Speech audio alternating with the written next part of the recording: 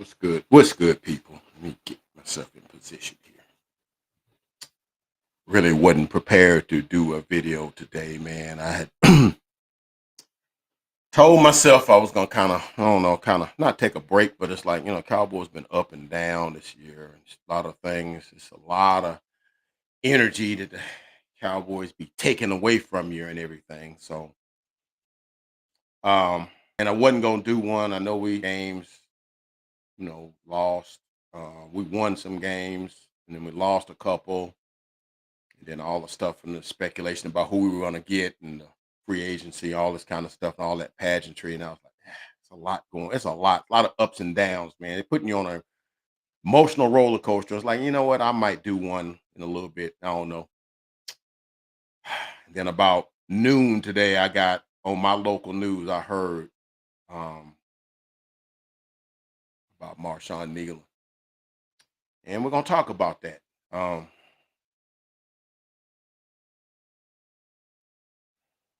yeah, you really don't. It's really no script on how to do a video like this. Um, but I had decided I would, give my take on it, and very tragic event. Um, so, in case you didn't know, and in case you were under a rock, and it's like me because I hadn't looked at any of my cowboy content people today at all. Um, I had I had watched Skywalker Steel last night on the Cowboy Collective, um, and with Foots and uh,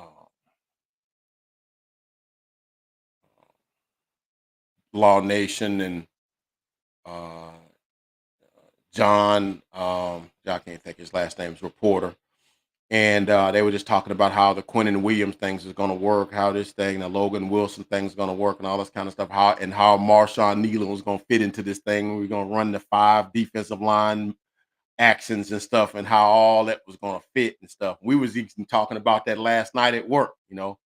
We could do a lot of things with Quentin Williams, and having Marshawn was going to help, and a lot of on the running downs and stuff like that.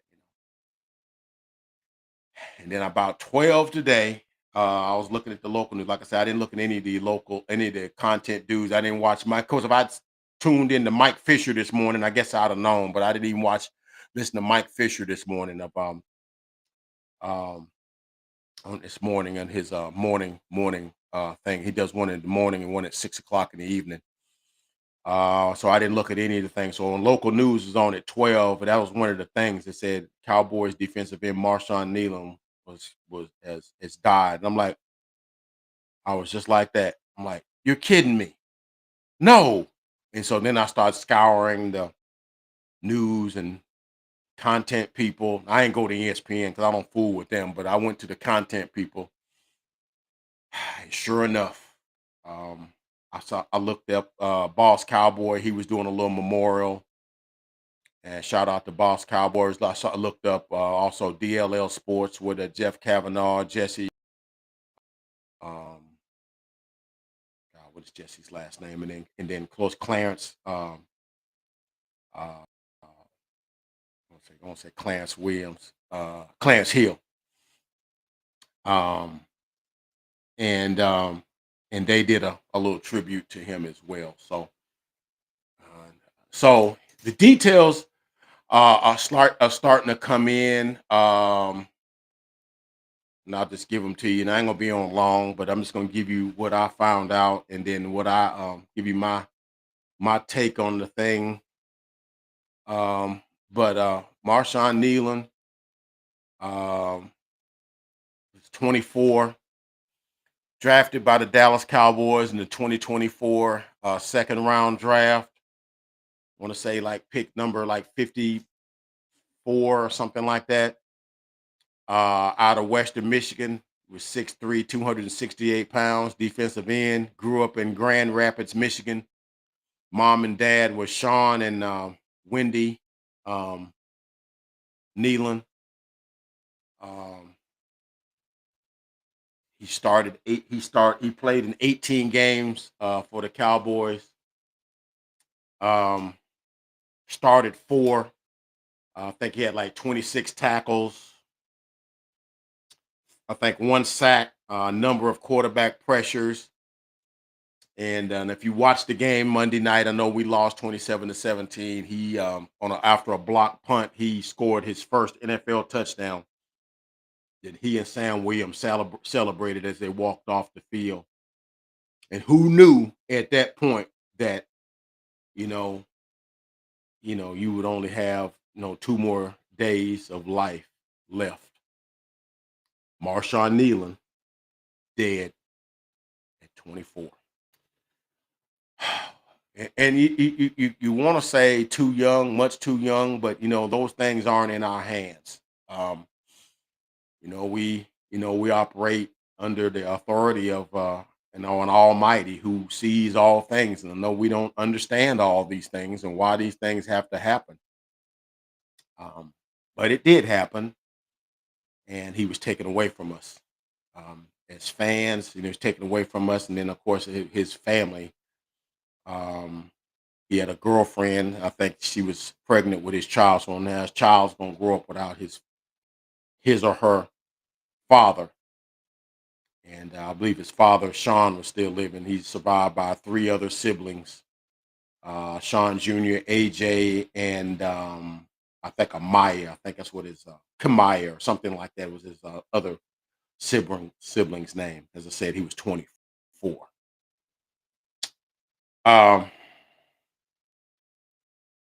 And something that Boss Cowboy was saying, and it's something I always said, you'll get a big dose of this when you tune into Uncle Fred. And then I always talk about this is that, we as fans, sometimes we think these guys are pieces on a chessboard. We look at these players as though they are Madden characters. Um, but it's something a friend of mine, when I was working at this communications company that I worked for 6, 7 years, we used to sit in the lunchroom and talk sports. And his name is Chandler Lucas, man. If you're watching this, Chandler, shout out, man. You don't know how much you inspired me when we used to sit and have our little lunch sports chats, man, and whatever. But it was something he said to me. He said, man, people don't be realizing that these players are actually players. They got feelings, they have emotions, they have problems at home. They have problems, with their girlfriends, problems with their wives, problems with their parents, because we knew that Tyron Smith had problems with his parents. He had to cut his parents off because they were taking money from him or whatever the case was. I don't know what the story completely, but those were things that he was dealing with. And then they have to go out and still perform for us. And so I say that to say this, we don't know what these players are dealing with, the weight and the burdens that they're carrying when they play and they perform for us. What's going on at their home and what they're playing with, the hearts that they're playing with, the situations they're coming with. Are they having problems at home? Are they having problems with their money, their girlfriends, their significant others, their parents, or anything like that? Or do they have a medical issue? Somebody in their immediate family having a medical issue. Now it's reported that his mom, Wendy, passed away last year in February before his draft. He drafted in April of last year, 24. So she never got to see him play. And I know he did a tribute to her and whatnot. And it was reported, and I don't know this for a fact, but that he was having a hard time dealing with that. And so, and I'm in my 50s, and I know I lost my parents in my 40s. And you would think I'm well adjusted, but I still have problems dealing with that. That's a tough thing to deal with, and have to be able to carry on and do the things that you normally, scheduled to do. Expected to get up and go to work, and be a whatever functioning member of society. You're supposed to still be able to do those things while you're still carrying that good. Thanks to me that I have my faith and my family and my church family and other things that I can lean on, and God Almighty to lean on, to help me deal with a lot of the things that I dealt with. Here I am, a grown man, almost a senior citizen, and here this kid was at 24 and having to deal with that and the pressures. And of course, now let's not make no mistake about it. There's pressures that are there dealing and playing with and for the Dallas Cowboys. And a lot of times I lamb based and beat down Jerry, because he brings a lot of that pressure on, and I'm not going to beat him up on that because he's building his brand. That's what he does. He's building his brand, and I'm not mad at him for doing that. But in the process of building his brand, sometimes he brings undue pressure down on the people who have to carry out the things that he's building up the pressure for. In other words, he's writing a bunch of big checks and all of the things he's saying, and then these players have to cash these checks by their play, and sometimes they're not able to maintain that. And so, and I'm not saying that's what's involved here at all. I'm not saying that. I'm just saying that we he and so all those other 53 men on the roster and those 16 or 17 others on the practice squad play for a high profile franchise that is built on gaining as much notoriety and fanfare, and that's possible. And sometimes that squeezes the players, and sometimes you're not mentally able and strong enough to deal with that, the pressures of that. And I'm not knowing what that's, and maybe there's a culmination of all of those things is you know what caused this sort of thing. Now, as the details I've read said that his folks, I don't know if his girlfriend or whoever had called 911. Apparently, he had sent a text that said goodbye, and they sent a welfare check to his home, and they didn't find anybody there. And I don't know. And eventually, there was a high speed chase. I don't know what kind of car this gentleman drove, but it said speeds was up to 150 miles an hour, and they lost him in the chase. And it was later discovered that he had a single car accident, possibly lost control of it. And he fled the scene, and then when he was found, he had a single gunshot wound, and it appeared to be self-inflicted. So I don't know what all led to this. Sometimes you're in a whirlwind and a roller coaster of events in our lives.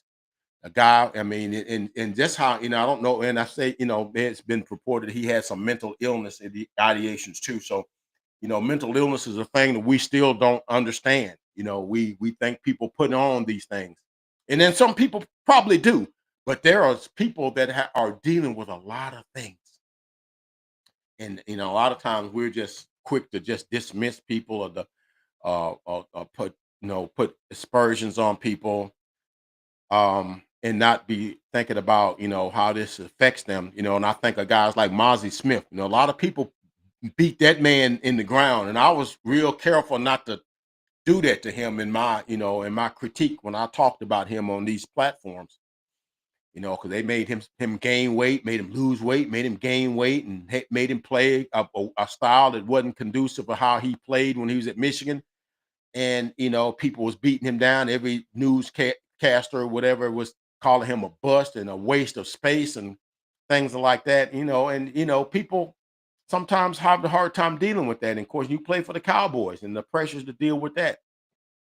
I think about people like Dak Prescott, who's carrying the weight of the Cowboys because he's the quarterback. He's supposed to be, above all reproach, but a lot of thing. And then to hear a man like Draymond Green, who I love and I respect, and I love the Warriors. That's one of my teams that I like. To on public forum call him a bum. I mean, did you need to do that? And Stephen A, who criticized the Cowboys a lot, had to come and say, man, you ain't have to do that, man. That guy can play. You don't have to call that guy a bum. You know, a guy can play. Sometimes you go too far with that. And we forget these people have weights of things, and Draymond should know. I mean, he has the weight, trying to help lead a franchise that or people who know basketball would say if you didn't have Steph Curry and Klay Thompson and Andre Iguodala and Kevin Durant, you wouldn't have the championships that you have. You would be coming up short. And people would be calling you a bum. You're not carrying a team. Dak Prescott is carrying the Cowboys and has been, for the most part of his career, and the weight and the things that come with that, and for you to say that in a public forum is kind of, it's disappointing. But we're not here to talk about that. We're here to talk about Marshawn Kneeland here. So I know this. That's I have a son that's the same age as him, around the same age as him. And that hit home to me, from a personal level that, Somebody's lost their son, man. Or, a kid that's not born yet has lost their dad.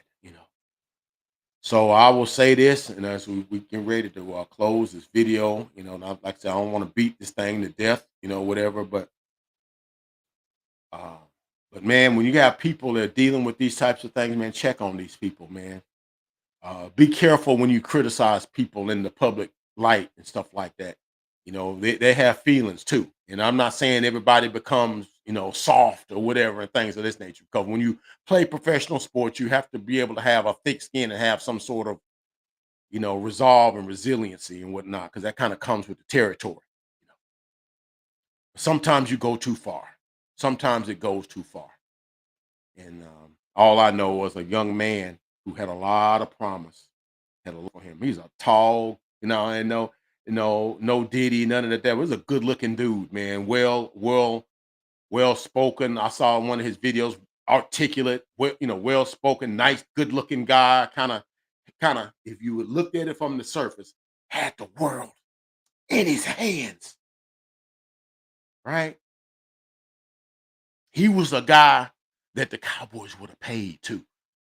Good looking guy, professional, articulate, kept his head down, didn't hear nothing about him, getting in trouble with the law.